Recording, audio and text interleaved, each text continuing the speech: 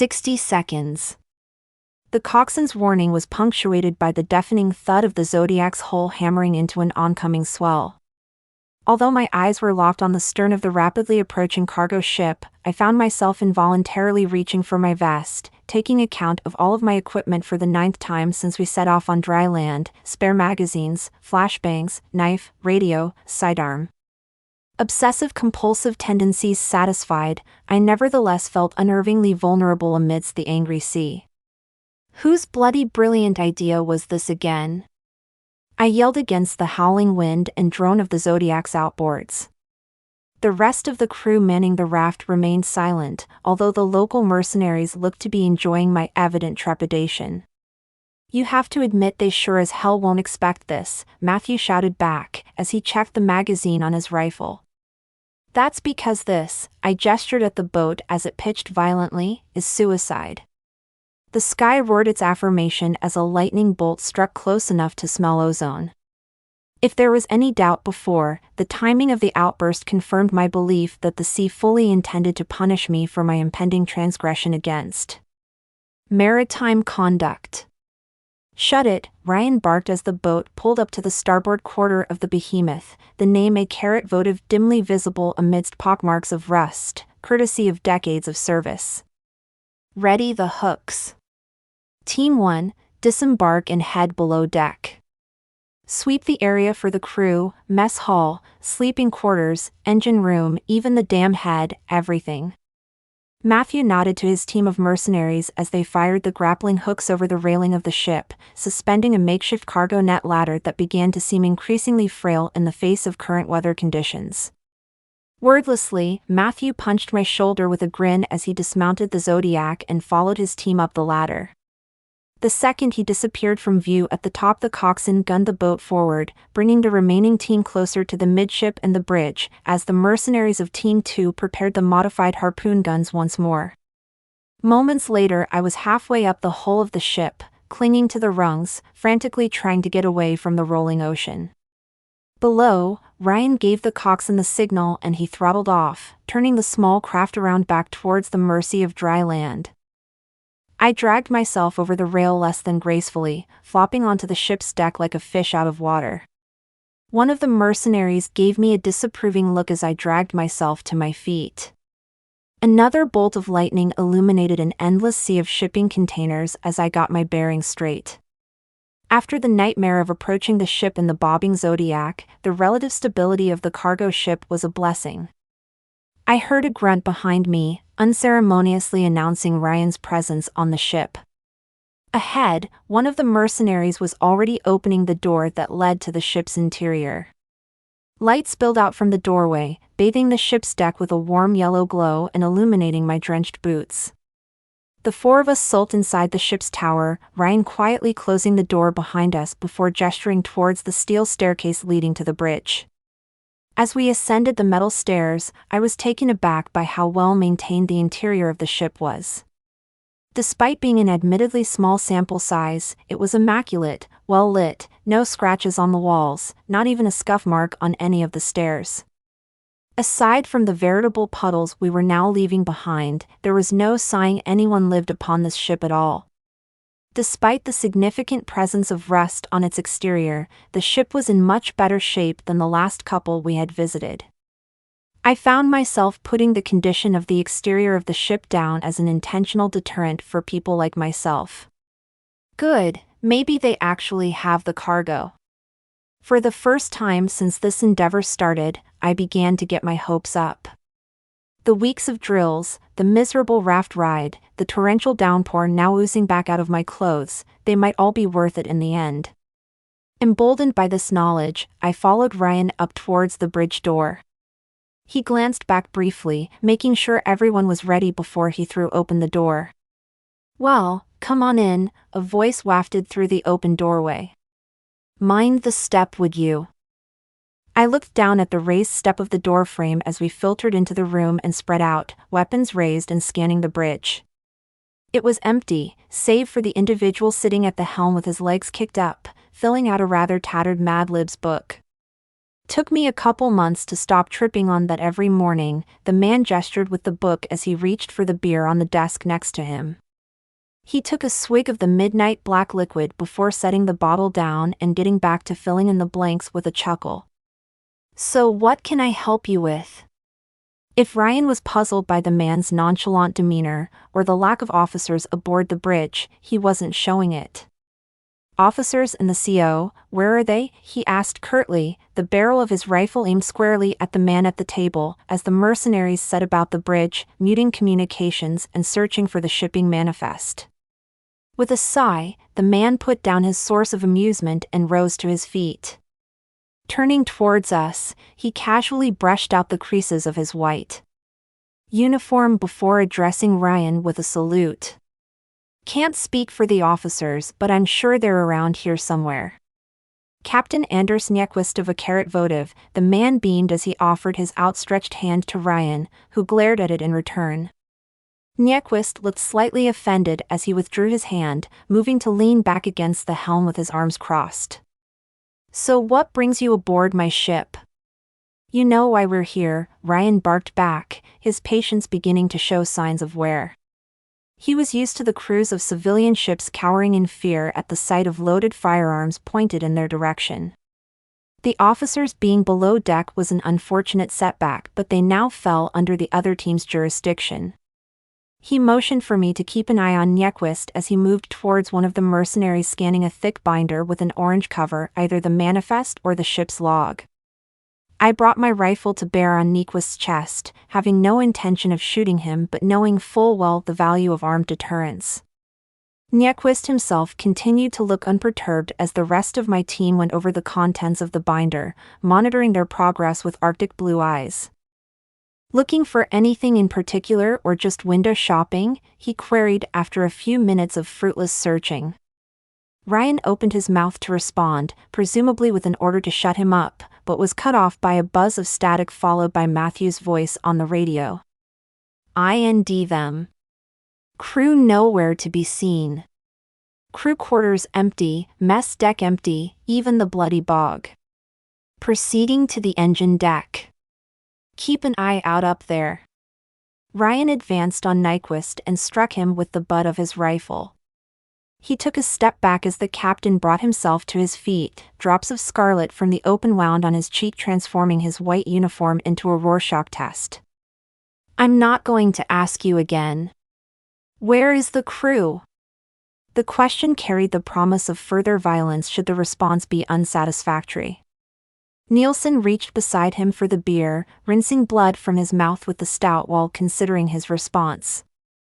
I told them to hide in the engine room when we saw you coming, he shrugged as he put the now empty bottle back on the table. The color drained from my face as it dawned on me that the other team was now heading towards a room full of prepared, and possibly armed, crewmen, rather than the sleeping or weary crew we expected.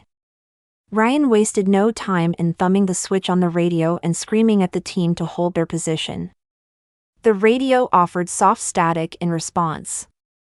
Either the storm or the layers of steel are interrupting the signal, he muttered to himself. You two head over and warn them, or help them clean up. We'll hold the bridge.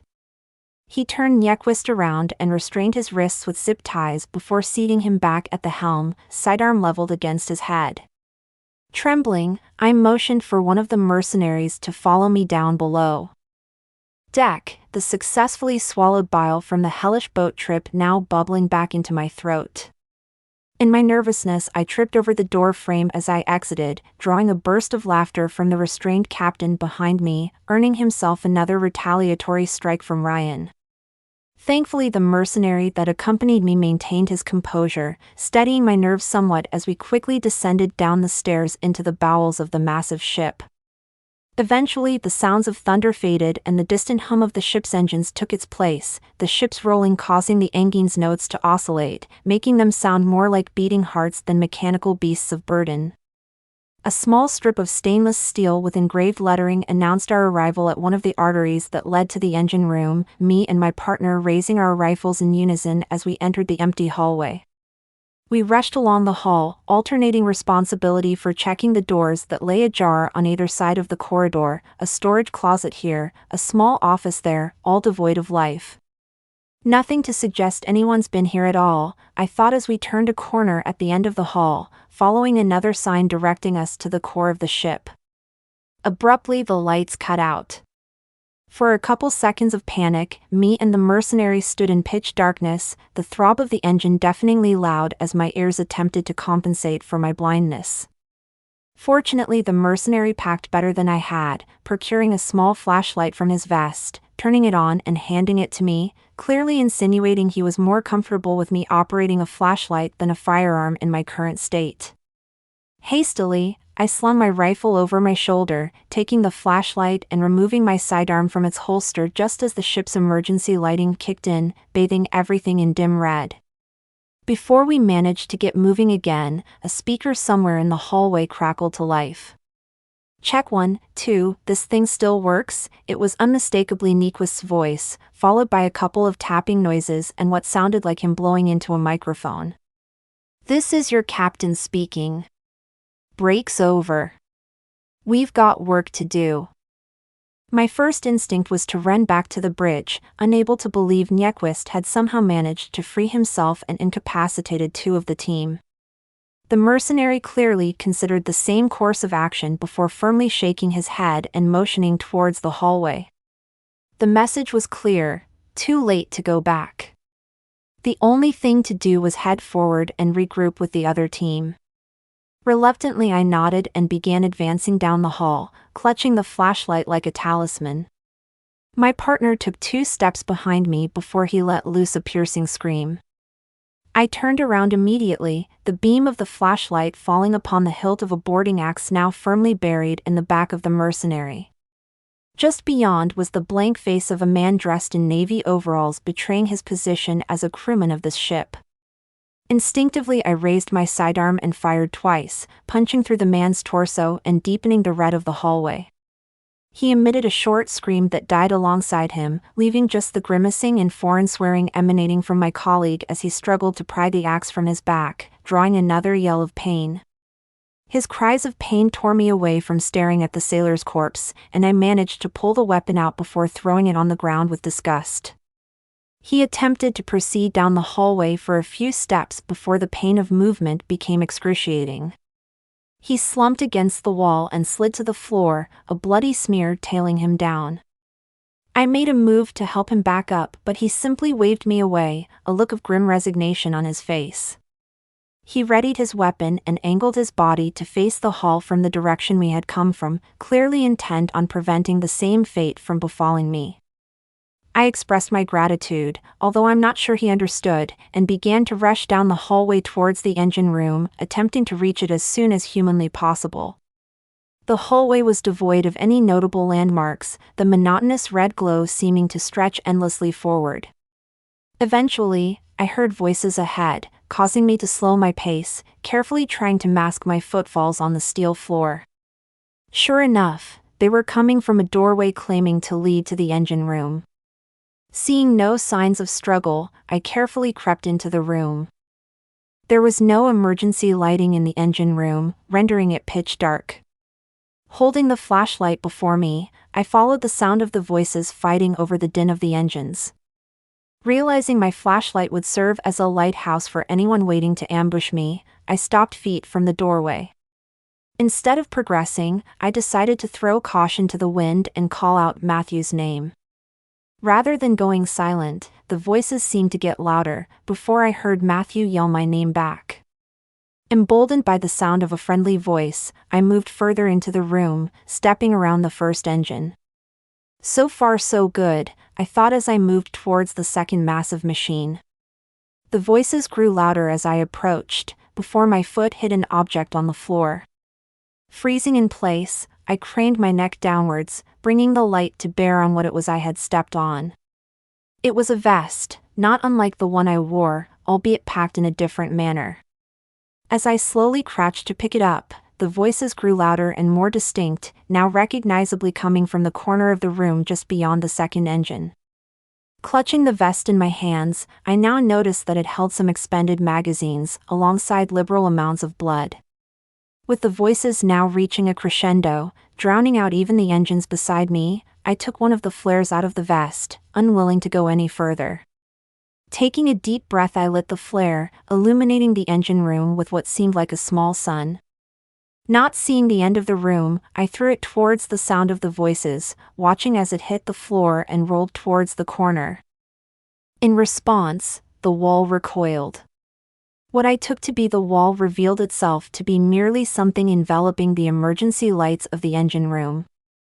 I took a step back as the darkness of the wall ponderously approached the light of the flare, tentatively reaching out for it with shadowy tendrils before voraciously descending upon it and consuming it with the sound of 100 growls. Without another thought, I turned around and broke out in a full sprint for the bridge.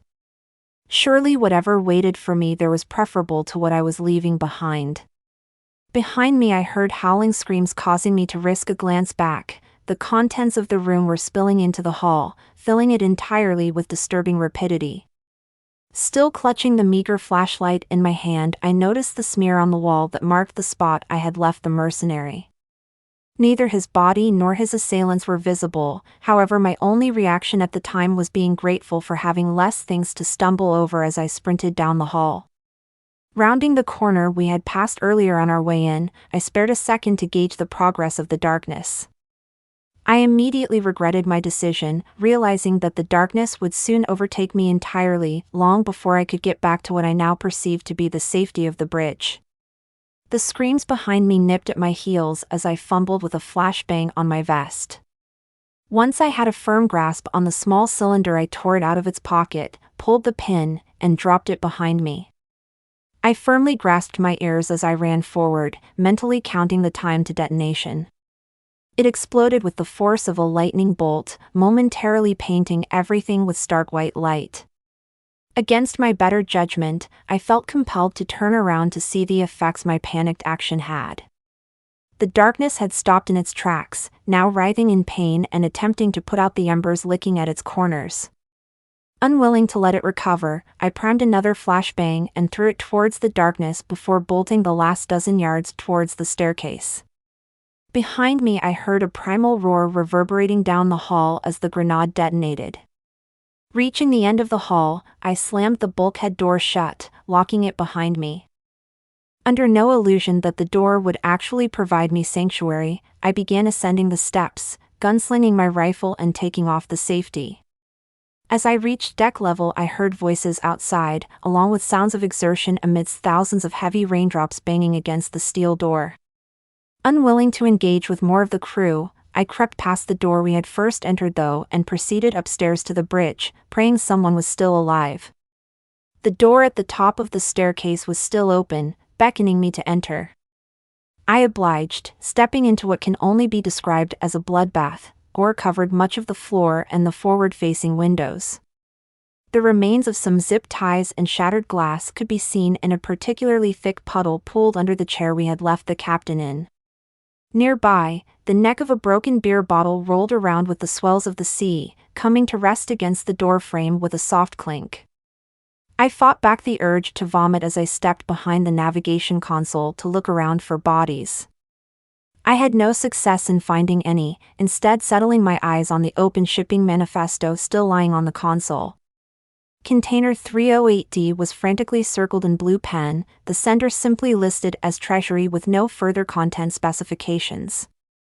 They found it, I thought with a degree of relief, desperately rationalizing that my team could have left the captain behind to raid the contents of the container, presumably after some interrogation to get him to reveal the location of the prize.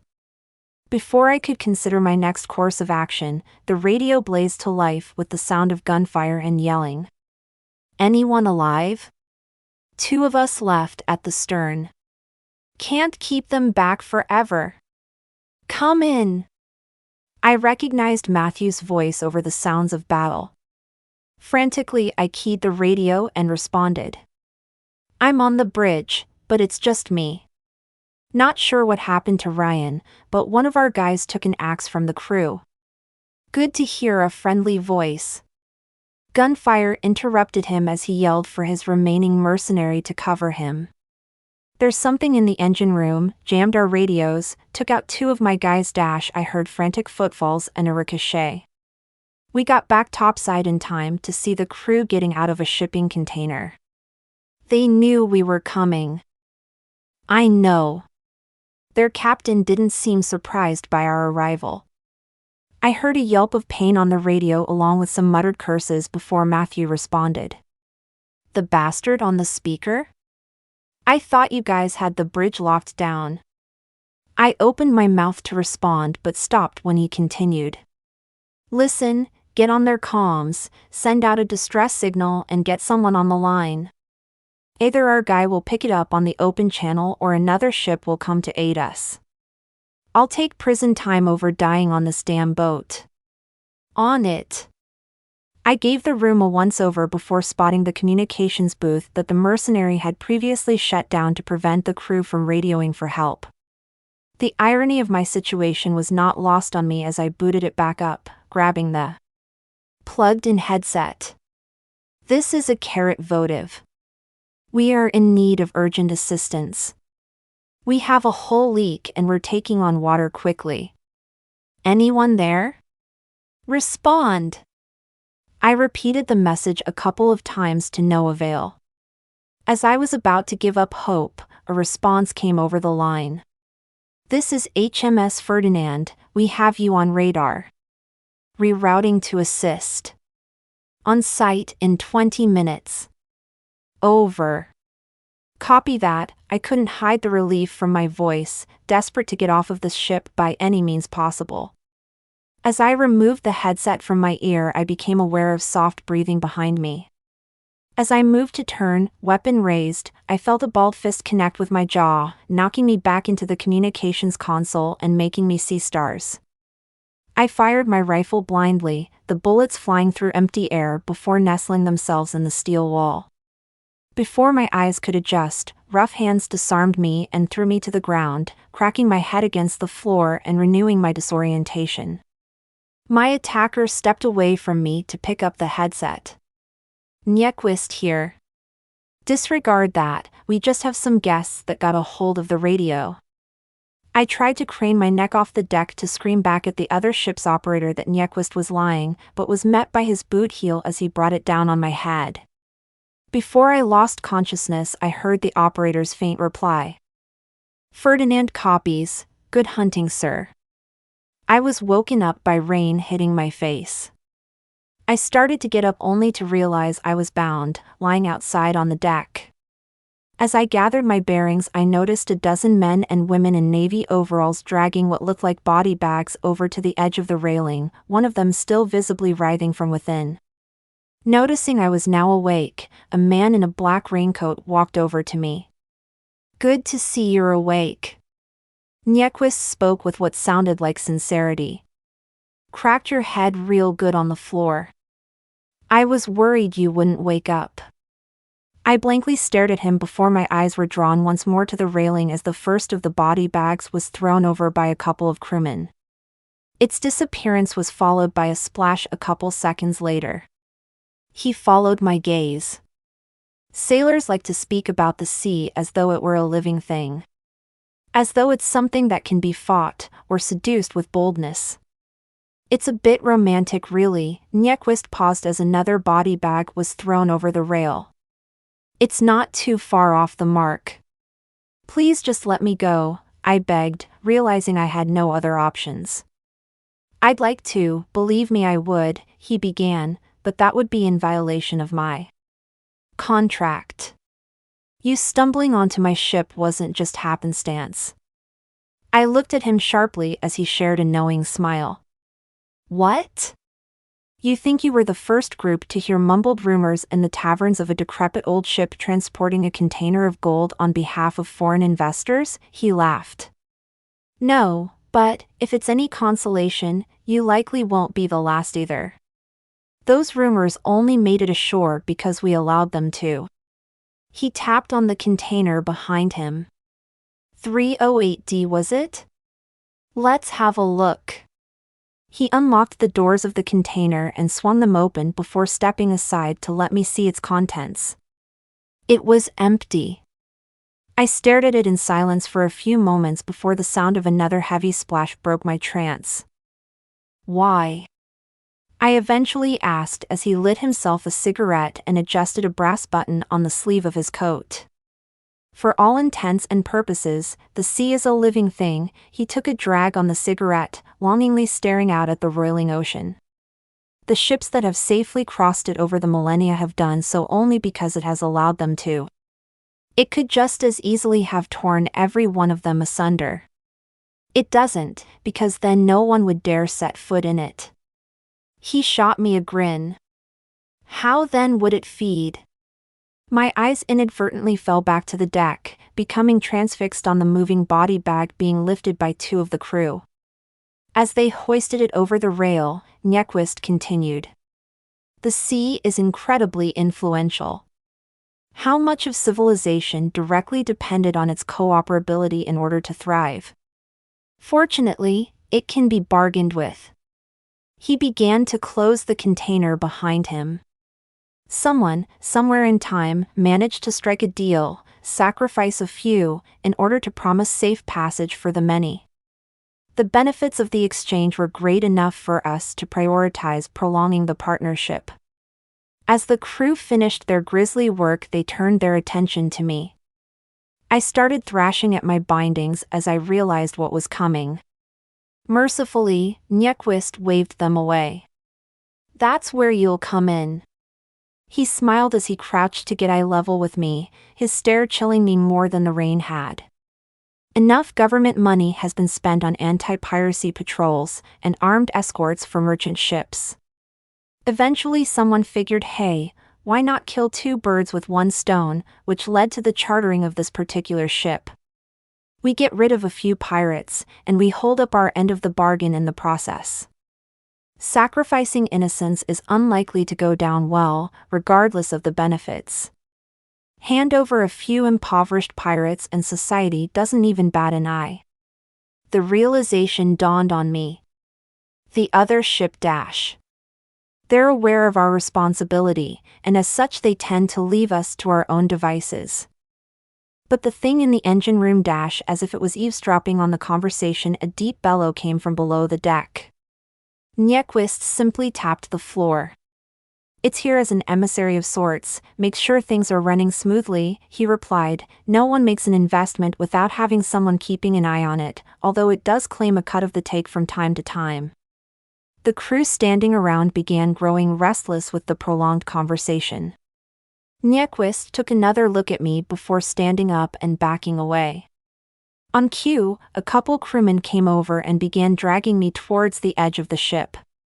Despite the futility, I clawed at my restraints, yelling at the top of my lungs.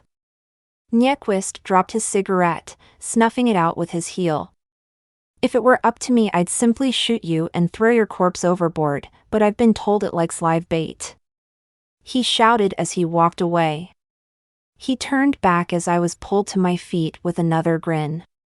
It also loves a fight.